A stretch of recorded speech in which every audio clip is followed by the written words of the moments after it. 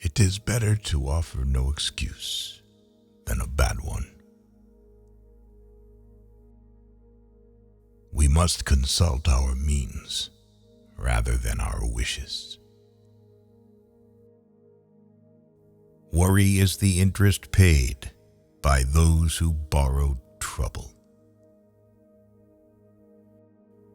Decision-making, like coffee, needs a cooling process. If freedom of speech is taken away, then dumb and silent, we may be led like sheep to the slaughter. A primary object should be the education of our youth in the science of government. Let your heart feel for the afflictions and distress of everyone. Be not glad at the misfortune of another, though he may be your enemy. Strive not with your superiors in argument, but always submit your judgment to others with modesty. Real men despise battle, but will never run from it. Individuals entering into society must give up a share of liberty to preserve the rest. 99% of failures are the ones who make excuses. A bad war is fought with a good mind. There is nothing so likely to produce peace as to be well prepared to meet the enemy. Be courteous to all, but intimate with few, and let those few be well tried before you give them your confidence. True friendship is a plant of slow growth, and must undergo and withstand the shocks of adversity before it is entitled to appellation. It is better to be alone than in bad company. Human happiness and moral duty are inseparably connected. To persevere in one's duty and to be silent is the best answer to calumny. There is nothing which can better deserve our patronage than the promotion of science and literature. Knowledge is in every country the surest basis of public happiness. To be prepared for war is one of the most effectual means of preserving peace. Guard against the impostures of pretended patriotism. Labor to keep alive in your breast that little spark of celestial fire called conscience. Perseverance and spirit have done wonders in all ages. It is best to be silent, for there is nothing more certain than that it is at all times more easy to make enemies than friends. Associate yourself with men of good quality. If you esteem your own reputation, for 'tis better to be alone than in bad company. Let us therefore animate and encourage each other, and show the whole world that a free man, contending for liberty on his own ground, is superior to any slavish mercenary on earth. A sensible woman can never be happy with a fool, few men have the virtue to withstand the highest bidder.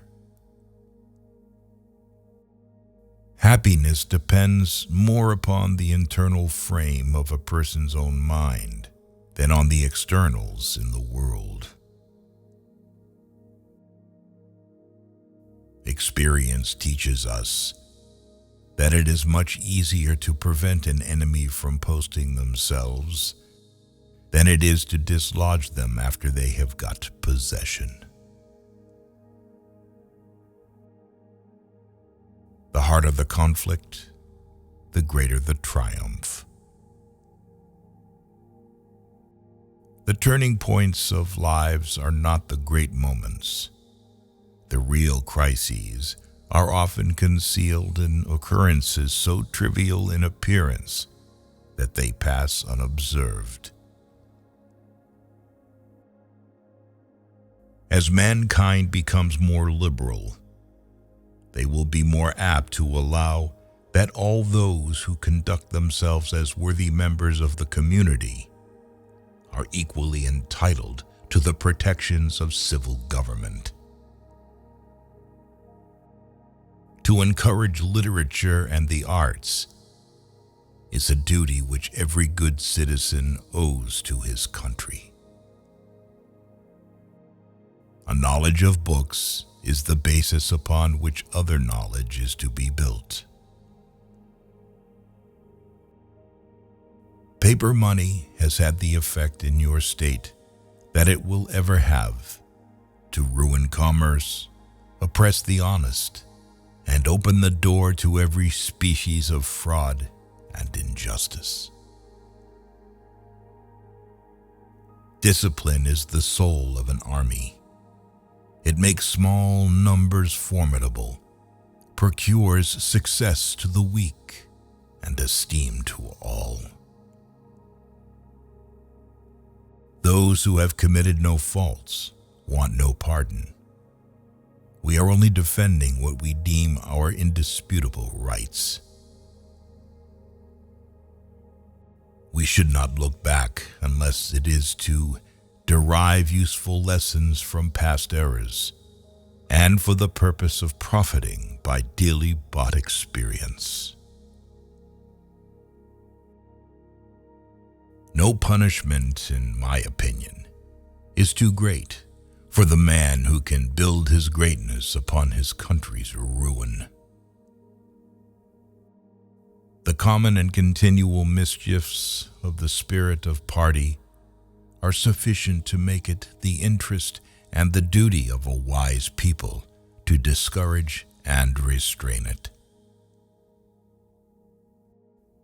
The nation, which indulges towards another an habitual hatred or an habitual fondness, is in some degree a slave. Never attach where it is obvious.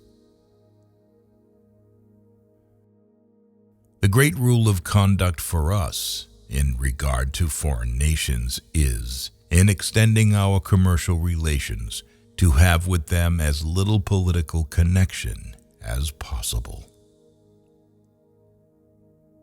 Government is not reason.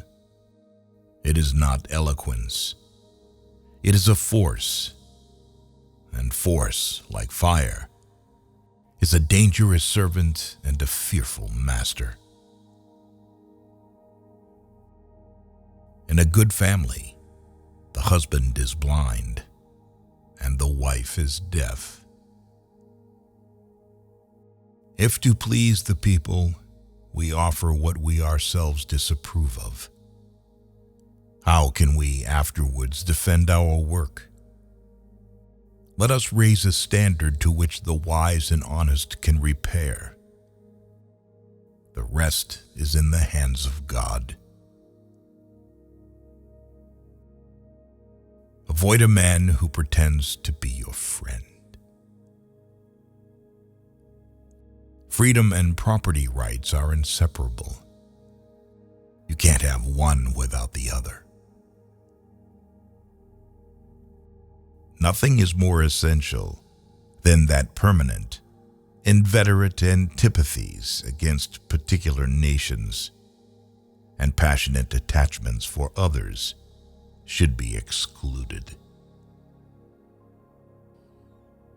It is substantially true that virtue or morality is a necessary spring of popular government. The rule, indeed, extends with more or less force to every species of free government. Religious controversies are always productive of more acrimony and irreconcilable hatreds than those which spring from any other cause.